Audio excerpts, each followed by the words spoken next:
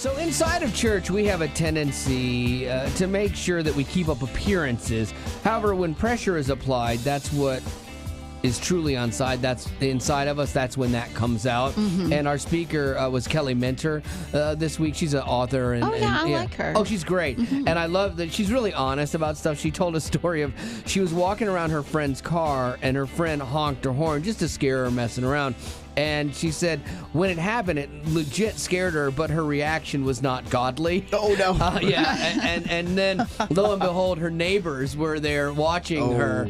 And she was really frustrated because it wasn't the best look for her face to her neighbors, you know? Yeah. And she thought if my friend just hadn't honked the horn, I would not have had that reaction.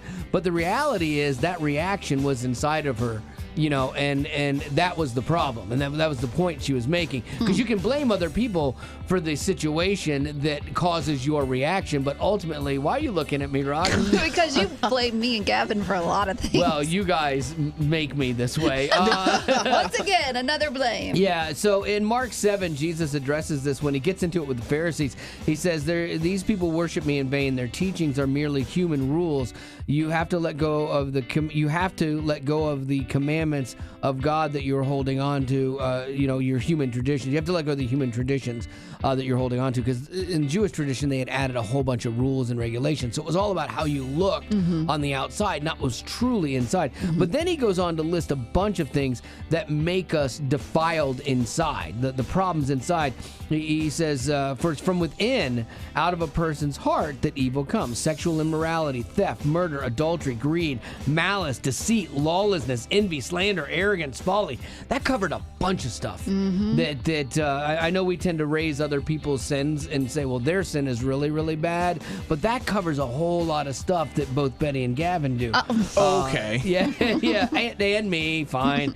And this stuff doesn't just appear, because we keep it at bay so many times. But then when something happens, some external force, all of a sudden it creeps to the surface. And that's kind of the problem. And the thing is, though, the thing I keep coming back to is that Jesus isn't interested in us modifying our behavior. A lot of times we try to do that. We go, oh, you got to do all these things right. He's not interested in that. He's interested in the change that happens at our core, so that when the pressure is on, our responses will actually look more like Jesus. And we'll say fiddlesticks. Fiddlesticks, exactly. That's what my mom always said. I still say that to this day.